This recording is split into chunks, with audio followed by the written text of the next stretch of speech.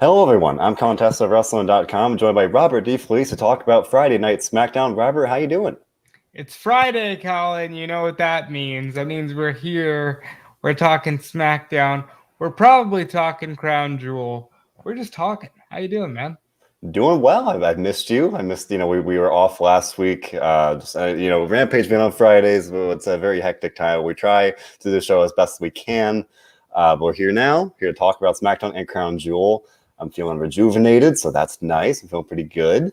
Not so rejuvenated by the title swap at the end of the show tonight. We're going to talk about that. Don't you worry. And yes, we will talk about at least the SmackDown side of Crown Jewel. John Clark and I gave a bite-sized review a little earlier this afternoon, but Robert and I can dig into the SmackDown side of things because there are definitely lots of things to dig into, obviously. So with that being said, Robert, I guess, we might as well, not bury the lead here and get into this title swap that we got, because they indeed announced they'd be doing a title swap, but then the wording of the announcement said, oh, they're set for a title swap. Like, will they? This is very much a will they or won't they.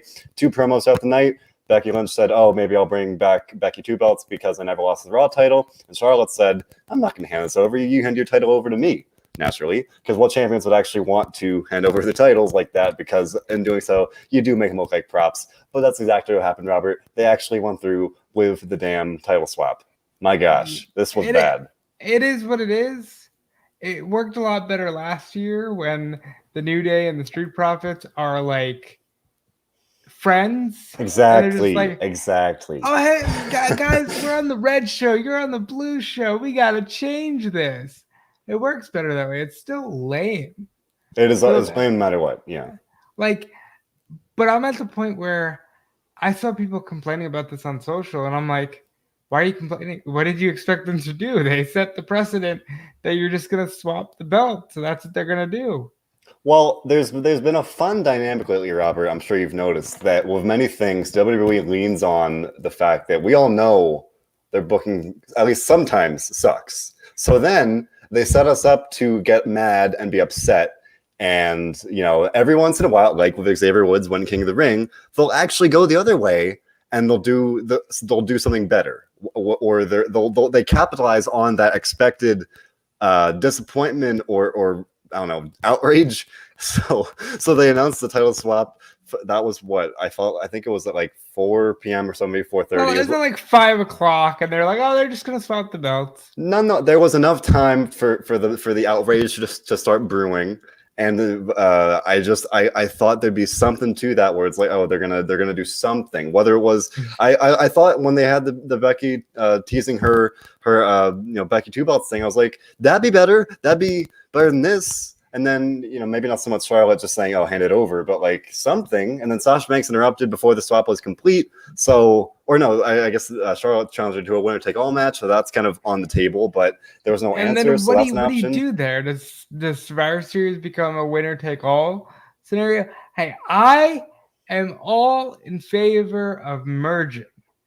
I don't think we need 2 tag titles. We damn sure don't need 2 women's titles anymore because they can barely give the women more than 5 minutes in the ring, apparently. So merge the belts, let the cream rise to the top, let the strong survive. And I think that's the way this needs to go. I understand the argument that, oh, well, how can people be stars if there's not a brand split? But it's like, let the cream rise. Because, Roman Reigns became a star without a brand split. Seth Rollins was a star without a brand split. When they want you to be a star, here's a spoiler. When they want you to be a star, you're going to be a star. One day they woke up and said, Jinder Mahal is now a serious guy and he's going to be a world champion. Deal with it. And we did. So I'm okay with the winner take all. And I know I'm the only one on earth. You can crucify me if you want.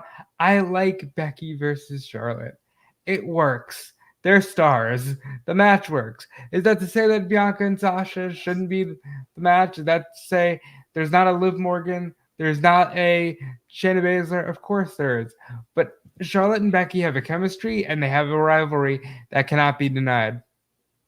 It's true. I mean, to me, that's a lot of the appeal maybe in a very different way with, this ongoing Brock Lesnar Roman Reigns thing. They do have the history and the star power speaks for itself. I know you can say they've done it so many times, but at the end of the day, like it's going to draw. People are going to be interested, and you're not necessarily always going to know how it's going to go because like they're going to keep going back and forth, and they're going to keep feuding for probably the next several years on and off. That's to the end of time. Yeah, pretty much. So doing it now, it's like, all right, cool.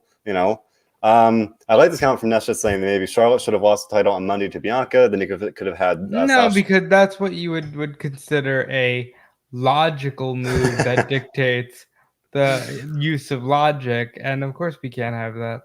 Of course.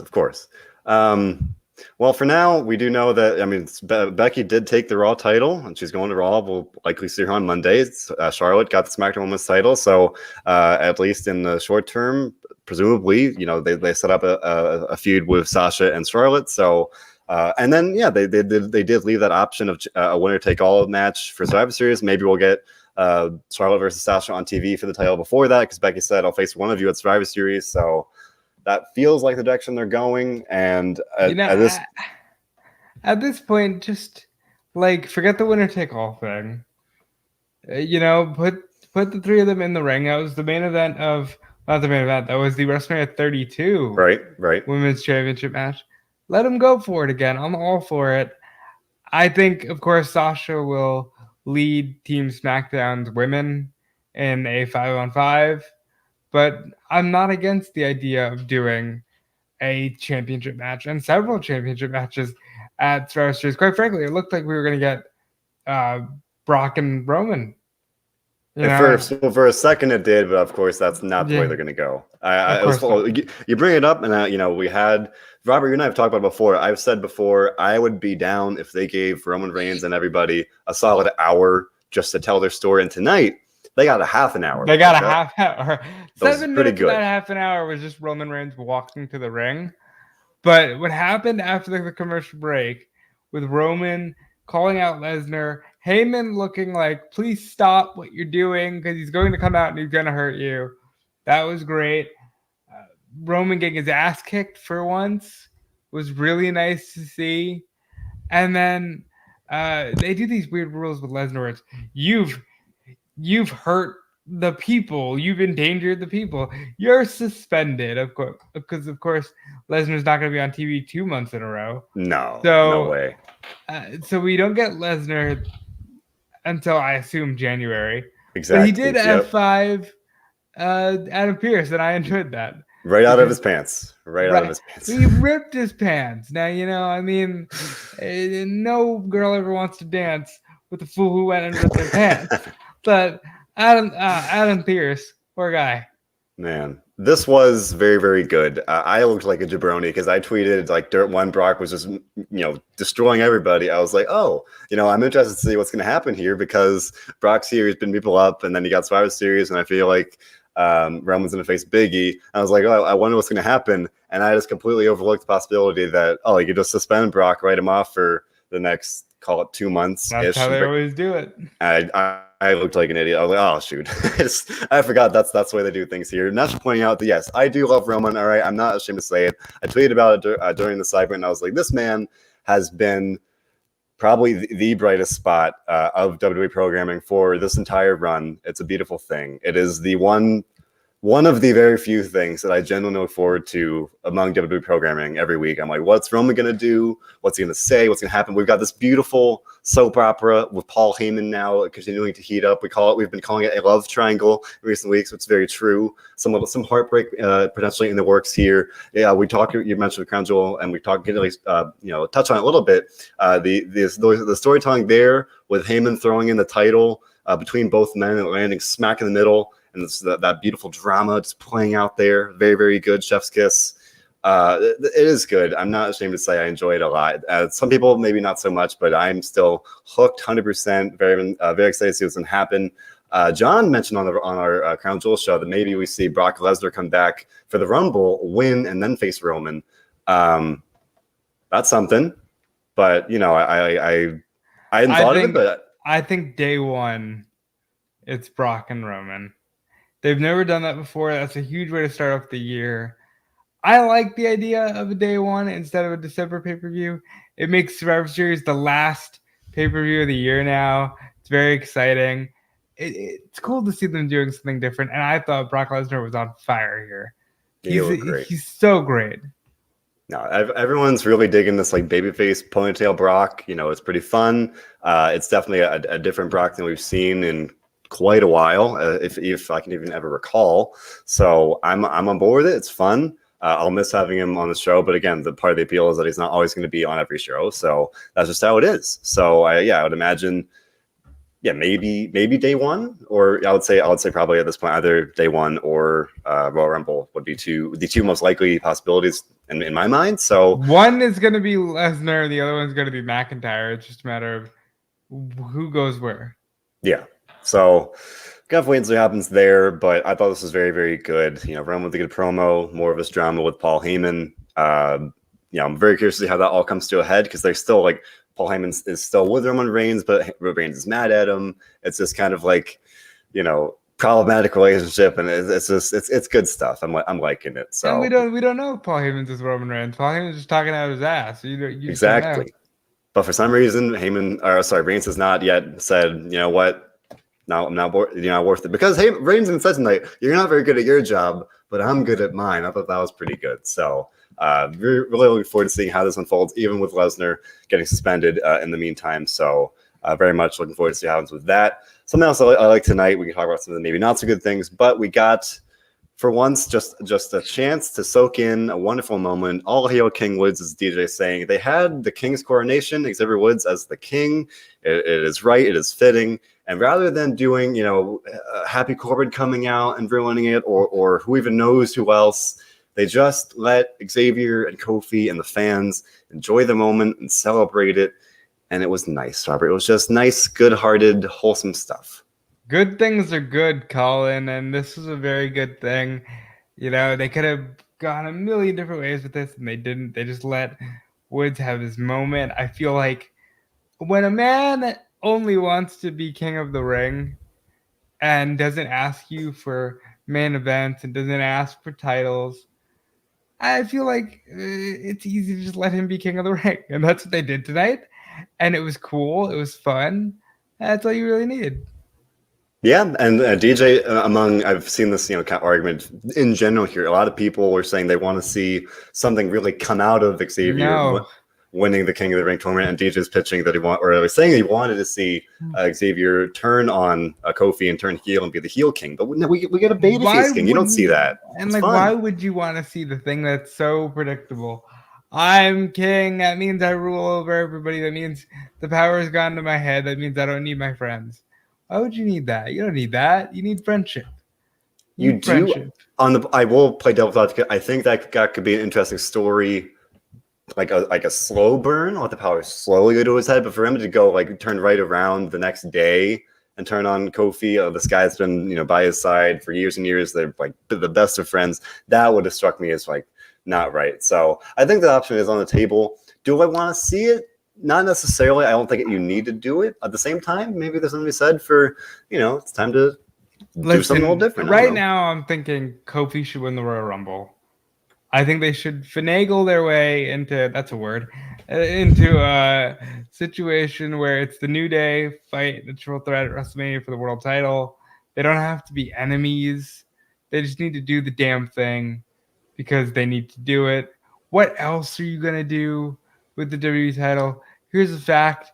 Nobody cares about anything that Roman isn't doing in terms of main event. So just do a fun match for the WWE title. Unless you're doing Goldberg Big E, I think you should do New Day Triple Threat.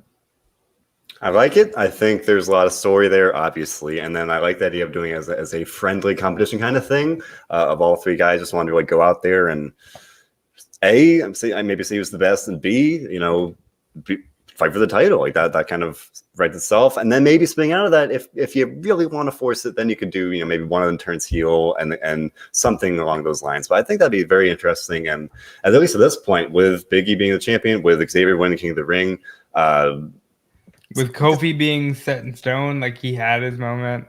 Yeah.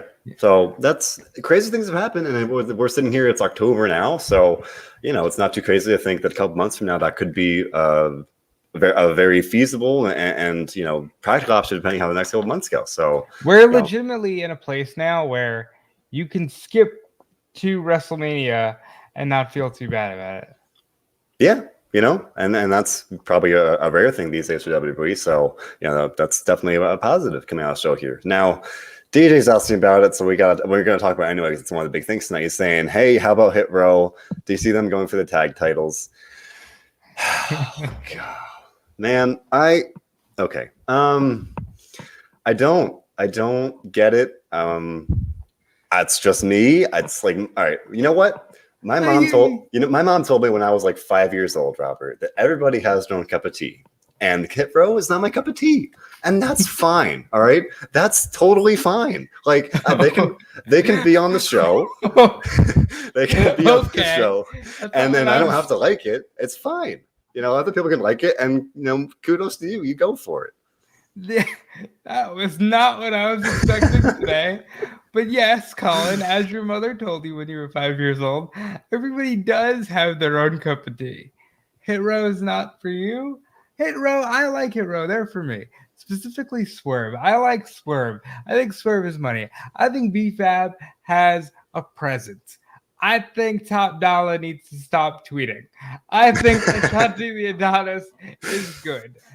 I think they're going to be great. It's just like, it's something different. It's something fun. I hope they don't water it down by next week.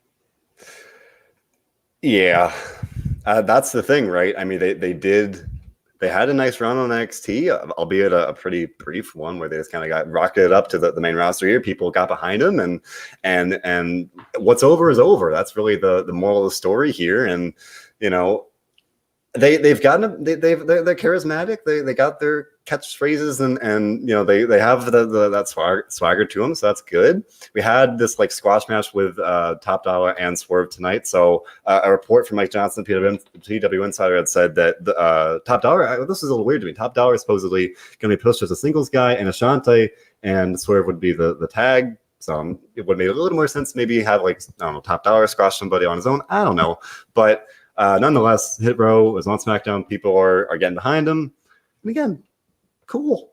I hope the main roster treats them well. I hope they do well. Gavin comes saying, well, here's what's cool: using jobbers and having squash matches. That's cool. More of those across the board. Hell, the WWE champion could be in those every now and again, and it'd be fine. Yeah, there's you mentioned the jobbers here. DJ saying he liked how McAfee was kind of hyping up the jobbers. I think he said one of the guys was really successal at the Kansas Rodeo. He had like 10 matches yesterday at the Kansas City Fair or something. Yeah, I thought that was pretty fun. Yeah, that's something that's kind of missing here.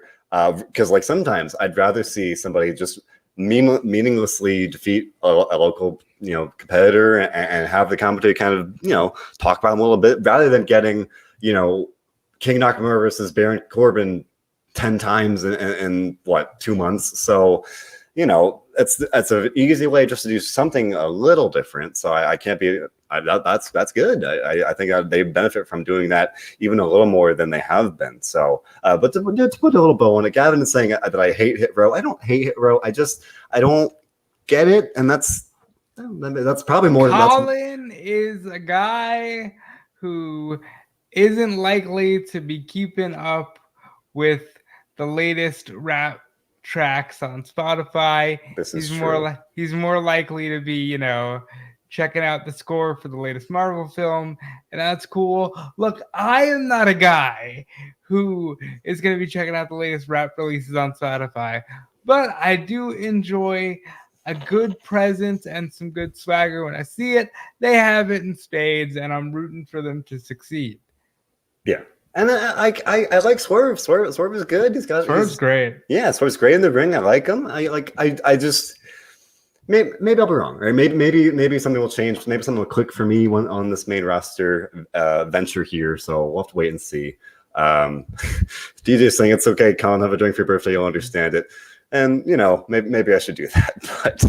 But speaking of Hit Row here, we had plenty of other familiar new faces on SmackDown, and some familiar faces one as well. It was interesting where they had like a sustained kind of vignette for Hit Row. They had like a 1 minute-ish vignette for Xia Li. Then they had this like 60-second, maybe 2 minute, just like montage of very brief clips of it, like some of the new people coming to SmackDown. It was Ridge Holland, it was Aaliyah, it was Sheamus, it was Angel Garza and Humberto Carrillo. Sheamus literally just said, "Oh, I deliver banger after banger after banger," and that was it. Well, look, real shit. Sheamus has been there for like 11, 12 years. Sheamus has been a world champion for most of those 11 or 12 years. Well, what can you possibly need to say about Sheamus other than, hey, he's here. If we need to, we're going to put him with Cesaro. So get ready for that. That'd be good. I like to see that. It just the way they did this, it seemed a little interesting. And someone on Twitter had commented about it, and I agreed. It felt like almost an NXT 2.0 kind of thing. You've got all these new faces. You're just kind of like throwing them all out there and just kind of like to tease it. Although, like, at least I'll say for this one, we had a Hit Row debut, but they didn't just kind of throw, you know, all these people out there in a match or something. At least we're kind of maybe we'll get that next week. But at least they didn't like completely just overload it tonight of having everybody new to the brand, you know, debuting or having like a major segment on the show. Like, I don't know. I guess I had mixed thoughts on it. It just seemed interesting to me. And to me, like, if there was any chance they're going to do like a 2.0 kind of thing, like a different mentality, 100%. Raw needs that a heck of a lot more than SmackDown, and that's all I'll say about that. I'm genuinely surprised they didn't go, we'll give you the New Day. You have to give Raw Roman Reigns. Because Raw needs Roman Reigns. Roman Reigns could fill 3 hours of time. Roman Reigns is a bona fide star. Not that Big E isn't, but Raw needs things to just be set in stone for them. And I'm surprised that they don't have Roman Reigns on Raw. Raw needs a reset bad.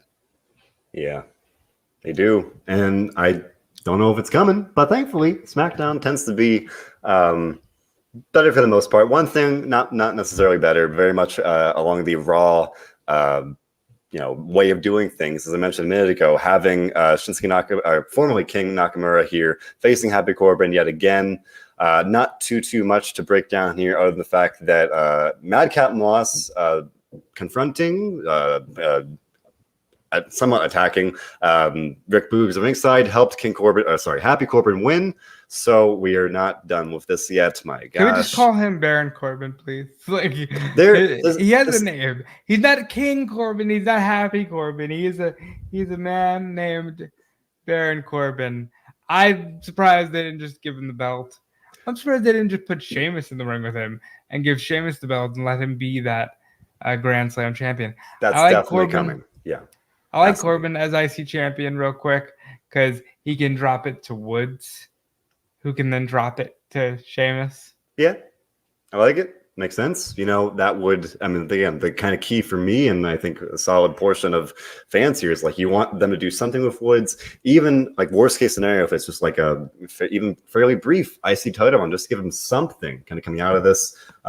Even, you know, while to be fair, he doesn't need it. The King of the Ring crown is enough. I'm a firm believer in that.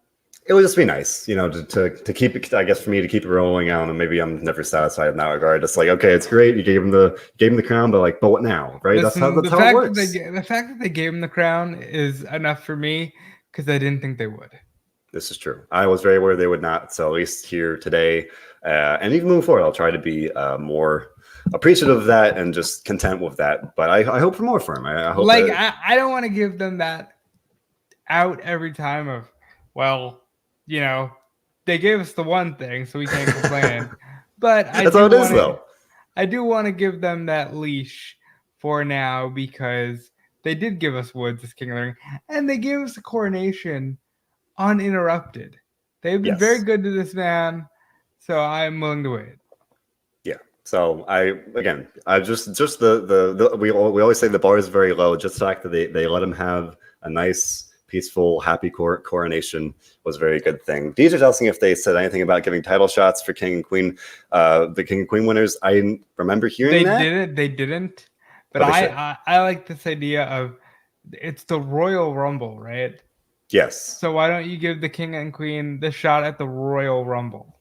I like it. I like that idea. To me, though, we could sit here and say, oh, they should have done this hindsight 2020. With that in mind, maybe they could have done the tournament's like, I don't know, January 1, something maybe to line up a little better because now it's October. I think they needed the gimmick for the Saudi Arabian show. Yeah, like they seem to just randomly do it. Well, what was it last time with the gauntlet and they had the trophy? Right. They needed something, so they got it. But I like the idea of doing the Royal Rumble. Yeah, that makes sense, right? So maybe next I try time. to say things that make sense, but thank you for noticing. Well, I felt like there wasn't a whole lot. I mean, on a 2-hour show, when 30 minutes goes to Roman Reigns, Brock Lesnar, there's not too much to talk about. I'm trying to really think. Well, let's talk about Crown Jewel. Yeah. Let's talk about Edge and Seth Rollins tearing that. You watched the show, right? You weren't. No, I watched it this morning. Yeah. Thursdays are your day off, so this was the match that you wanted to see from them. As red Hell in a Cells go, as modern Hell in a Cells go, it's the best one I've ever seen. These two guys absolutely delivered. Very fun, very innovative. Tables, ladders, and chairs. Oh my, there was cage bumps or chains.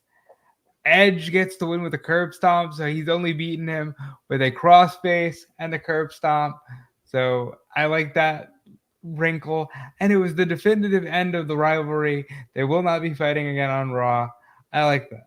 Yeah, I thought this was great. John and I were talking about it. He said it went 28 minutes, which is pretty good. Amazing match. Guys went out there. Stephen Chambers saying it was a great match for the Hell in a Cell. That was very, very good. A good way to open the show. You mentioned, and I said earlier, Seth definitely had his working boots on. He was just bumping and taking a bunch of nasty falls. The one that always stood out to me was when he flew off the turnbuckle and hit the wall and crashed to the table. That was pretty rough. But I thought this was great. Both guys really just went out there and killed it. Maybe in some ways a surprising result where it's like a part of me, I guess, was thought that Seth might win and then have that be the way to kind of write off Edge until the new year or so. But instead, Edge wins and he's going to Raw, so I kind of feel like Edge he'll be around. Be on Team Raw for Survivor Series. Team Raw Team captain will likely be Edge, Rollins. Who else do they have as a single on Monday Night Raw? They might sneak Gable Stevenson in there. No way. I'm sorry. Not happening. You think about it. Edge, Rollins, Keith Lee, Gable Stevenson. I'm not calling him that. You Gable Stevenson can just like sneak in there in a 5-on-5, do a couple moves, and that's an option. We got some comments. Lashley, Stephen Chambers suggesting Lashley, well, absolutely. Lashley, all great options. Maybe even those two instead of my silly Gable Stevenson idea. But like maybe Lashley, Karrion Kross, Keith Lee, Edge and Rollins. I can see that being the team. And then maybe like Kross gets in there with Edge. That'd be something. Yeah. You never know. They have options. I mean, it's just I wish they did this differently. It's like, again, the very common narrative here is like, why do Survivor Series literally today, the 22nd, Survivor Series is November 21st. That is just a day under a month of having these rosters, and you're fighting for brand supremacy. Like, they're not loyal to the brand. All of the wrestlers need to develop clingy, toxic relationships with their brand that they've only known for a month, and they're going to be like, this is my brand, this is my place, I love you, and I'll fight for you forever. And that's just how it works. I love it. That should definitely be a thing. That would at least that would make a little more sense, rather than just like, or on the flip side, have it be a lot more cold of like, okay, we're here for the winner's purse, as JR likes to say, just like we're here to win the money, and like you don't even have to like talk about the brand part, but you can like frame around that. But secretly, they don't care about the brand; they care about the money. The winner gets the money. That's how it works. That's how it makes sense. And WWE, I don't feel like they do that a lot, but here it's all about the brand supremacy again, even though a month from now, these guys will barely be settled on these new brands. And to me, it took until probably this month, really, maybe last month, August at the earliest, for the brands to feel really settled. It takes like a couple months for the brands to really feel like settled, like, oh, these guys are Raw and SmackDown. Obviously not just 1 month, but nonetheless, I digress. Two guys moving from Raw to SmackDown that we did see at Crown Jewel and on SmackDown tonight as well. Mustafa Ali and Monsoor had a match yesterday. They made history as the two first Muslim superstars to have a singles match on pay-per-view, which is great. It's a very, very historic moment there. And they had a match tonight on SmackDown. I thought it was good. on par with the pay-per-view match here. Ali and Monsoor, they have good chemistry. It's simple shit, man. It's so good. Simplicity is key, and these guys have nailed it. Yeah, it's good. Mansoor wins again. Good for him.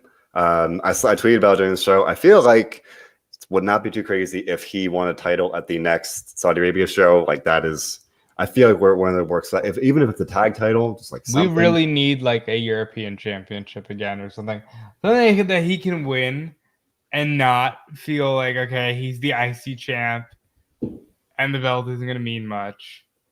But yeah. Yeah, he's on SmackDown now. Maybe he'll be on Team SmackDown to give him some prominence coming out of Crown Jewel here. So I think that'd be something to kind of look forward to. You mentioned Team Raw a minute ago, maybe Team SmackDown. Maybe a guy like Cesaro, maybe Team SmackDown for the men. I haven't thought all the way through. I'm sure Corbin will end up on it. I think I thought more about the women's matches. I haven't thought too much about the SmackDown men. I mean, we got time. We got still about a month away. Francois Fierro chipping in, wish me a day after happy birthday. Colin, hold on. So birthday yesterday. What the hell, man? You know, it's like happy birthday, buddy. Like, thank you, appreciate you. My God, how was your birthday? Never mind any of this wrestling stuff. How was your birthday? Tell me all about it. Well, I took the rare chance to get away. I literally did not log my laptop once. I was off. I did not do anything. I relaxed. I watched Squid Games. I'm hip now. I started watching Squid Games. So there you go. We talked about that on NXT when it came up on Last Night with Last Legend. I was like, I haven't seen this.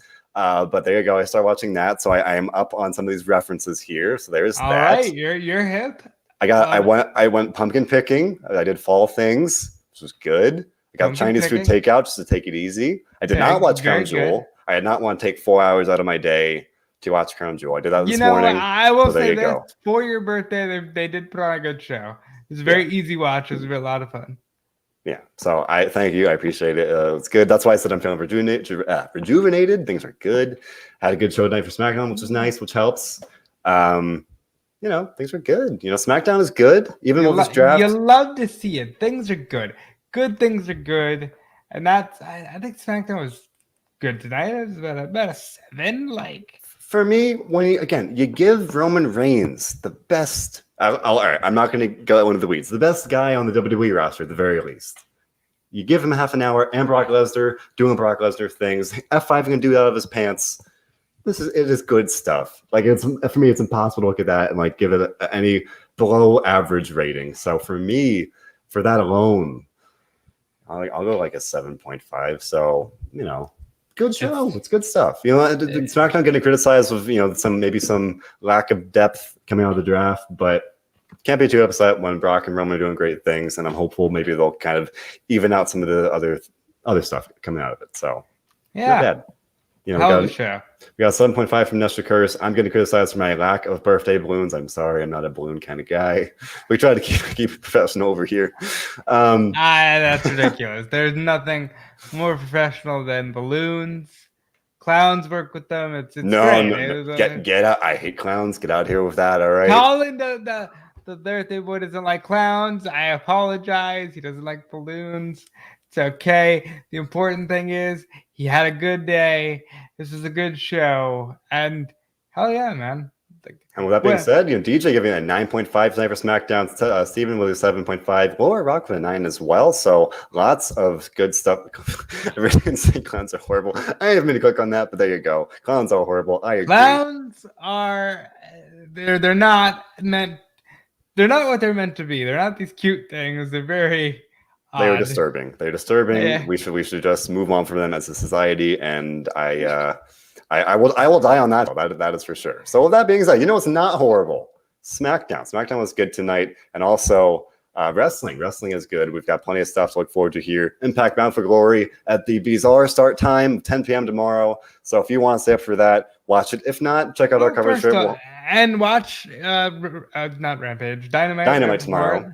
Of course. Yeah, you got Dustin Rhodes against Bryan Danielson. You've got Lance Archer against Eddie Kingston.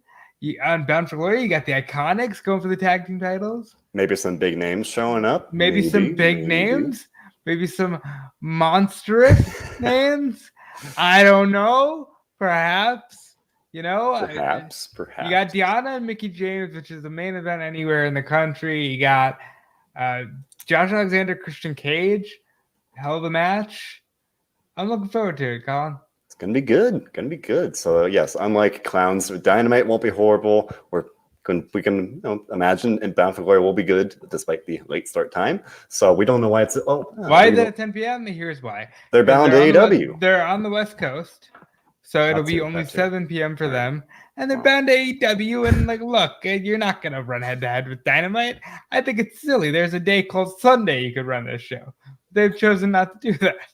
Nah, they're doing Bound for Glory Dark or something like that. But they're going to do them. It's going to be a great show, I'm sure. If you want to stay up and watch it, great. If not, we'll have you covered here at WrestleZone with plenty of coverage. Otherwise, Robert and I will be back here Friday for SmackDown next week. John Clark and I will be here Monday and Tuesday for Raw and NXT. We've got a great stream of indies coming, guys. Speaking of Impact, Bill Pritchard recently interviewed John Schuyler, who'll be fighting for the digital media title.